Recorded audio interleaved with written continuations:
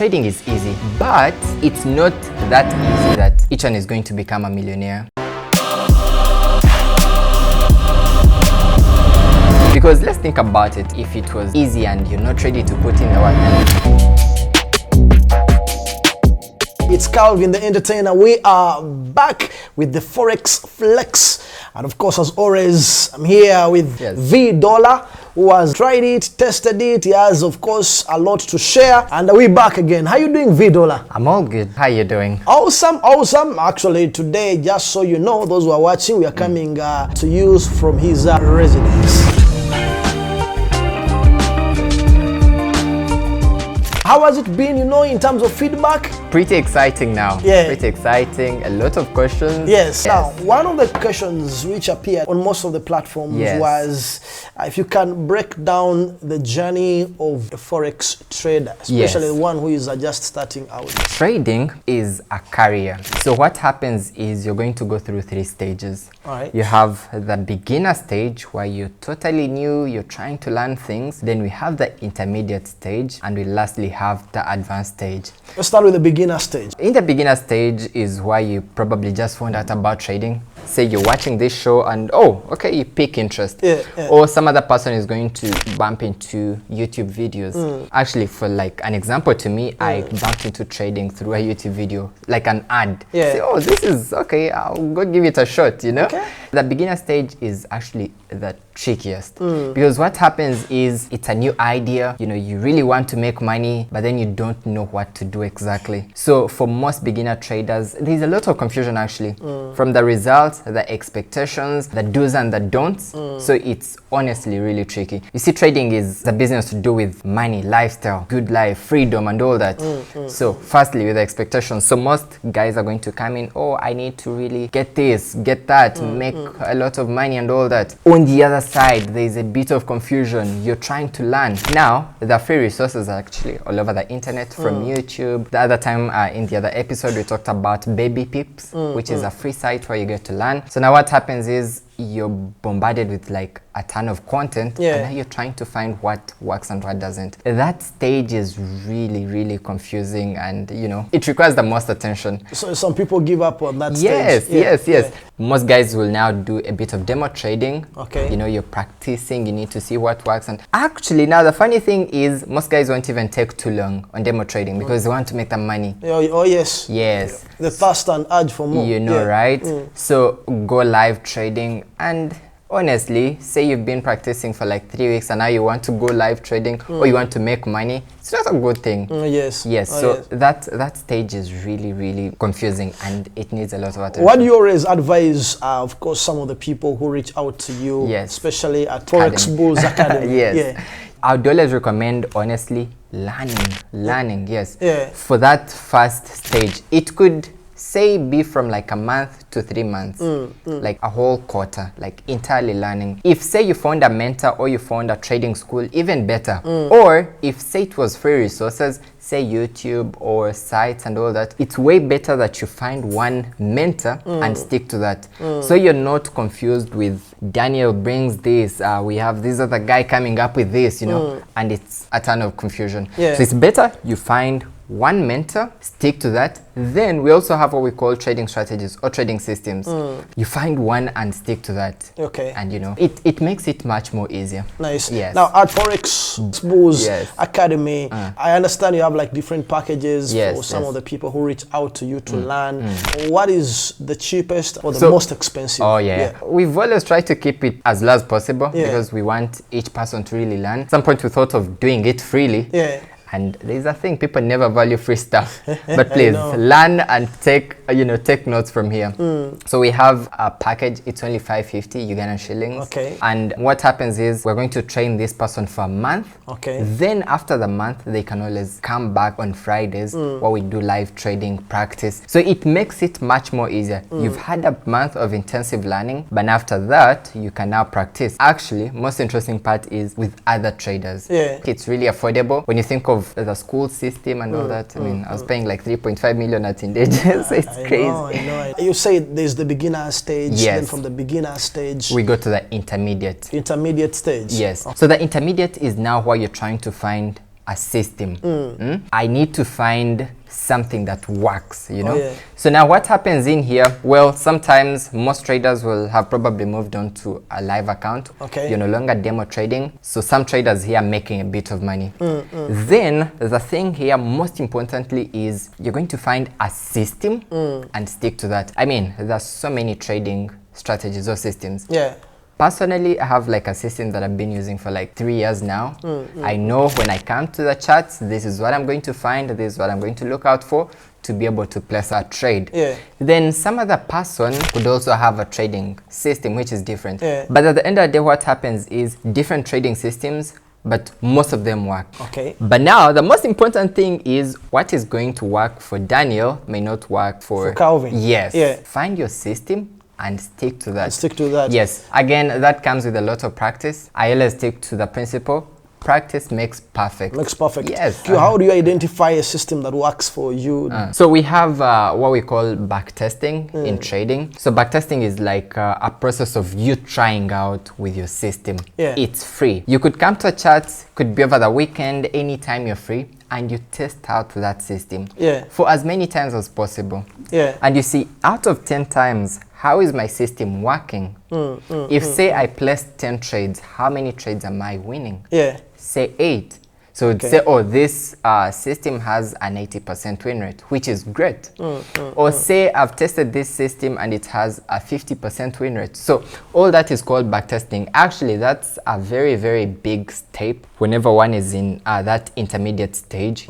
And along the way, once you really have one, then it's about sticking to that and you're now able to make money. Yes. For those who are watching, it's trying to break down, of course, the steps that one goes through, especially for a year. For a beginner, it's important for you to get to appreciate these steps. So second step is done probably after about how many months? Till I would say 3 months. Yeah, a quarter. That is for the sharp people. You're really putting in the work. You're putting in the work. Yes. And now that now brings you to, like, I would say the advanced.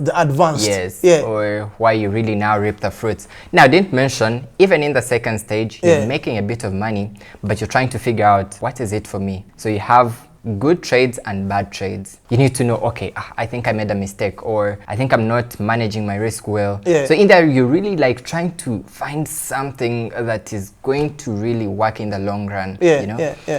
And that comes now to that advanced stage. Now that honestly varies because it does depend. Some traders will probably say quit. Saying the second stage. At the second stage? Say, no, me, I'm not doing this or something. What makes people quit, especially when we've been able to make it to the second stage?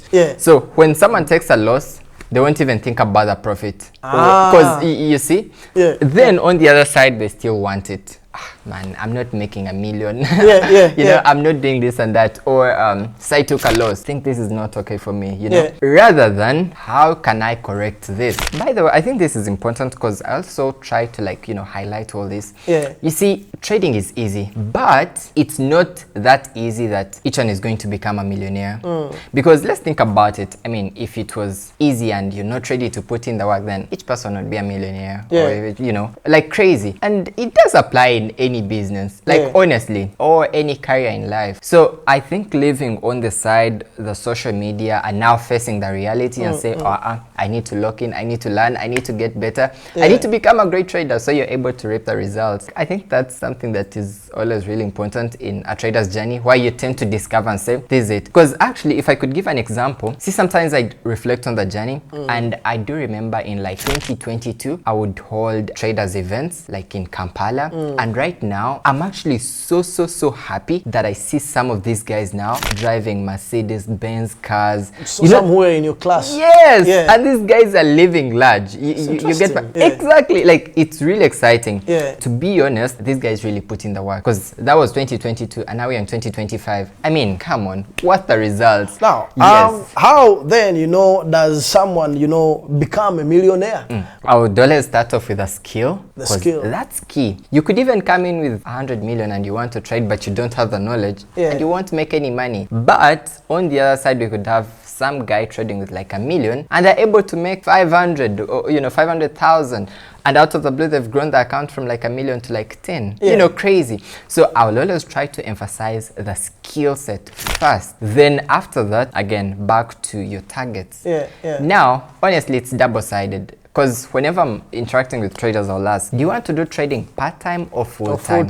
Yes. Because if you're doing trading part-time, then more often enough, you're not giving it a lot of time because you're occupied by other things. And to be honest, your results shouldn't be as big as someone doing trading full-time, So I'll always ask and, tend to understand the trader, and there we go. You have the skill set, and now you know your targets, and let's get to work. Now, at the third stage. The third stage is why you reap the fruit. Yes. Actually, at that point, you have a system or a trading strategy. You know what works for you and what doesn't work. And honestly, in there, it's just about your goals as a trader.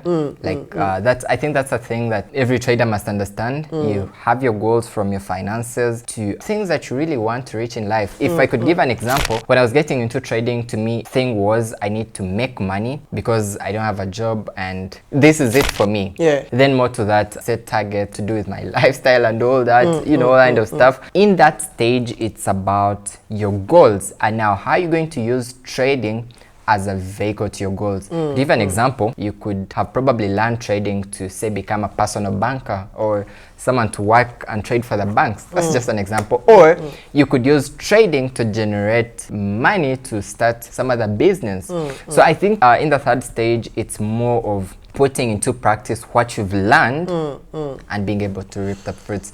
And that stage is progressive. I can't say it takes 3 months or whatever. In some way, because if I could give an example, at this point, I'm not the same guy I was 2 years ago. 2 years ago, I was making $500, depending. But now, actually, at some point, I'll probably make even 4,000, 5,000 in a day, which is crazy. $500 you would make then, against how much? By then, I was trading off with accounts to do with 3,000, 5,000, that range in dollars.